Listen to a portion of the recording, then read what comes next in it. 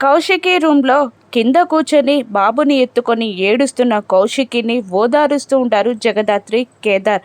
వాడి చావుని వాడే వెతుక్కుంటూ వచ్చాడు. వాణ్ణి నేను వదిలిపెట్టను. ఇకపై నుండి వాడికి దిన గండం క్షణ నరకంలాగే గడుస్తుంది. వాణ్ణి నేను విడిచిపెట్టను.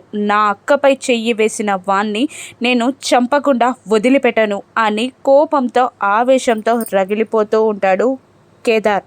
రూమ్లోకి వెళ్ళిన నిషి భయంగా వైజయంతితో ఇదంతా చేపించింది మనమని తెలిస్తే ఇంకేమైనా ఉందా, యువరాజ్ని బ్రతకనిస్తారా అని నిషి అడుగుతుండగా అసలే వాడు ఆవేశంగా ఉన్నాడు. ఆ కేదార్ గాడు చాలా ఆవేశంగా ఉన్నాడు.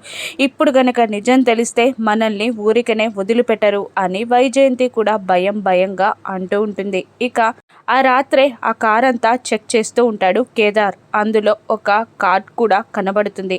అది పట్టుకొని జగదాత్రి దగ్గరికి వస్తాడు కేదార్. ఇక రాత్రిపూట ఏడుస్తున్న కౌశికి భయం పోవడానికి, ధైర్యం అందించడానికి కౌశికిని ఒళ్ళో పడుకోబెట్టుకొని పక్కనే రివాల్వర్ పట్టుకొని ఆదిశక్తిలా మారి కాపలా కాస్తూ ఉంటుంది జగదాత్రి.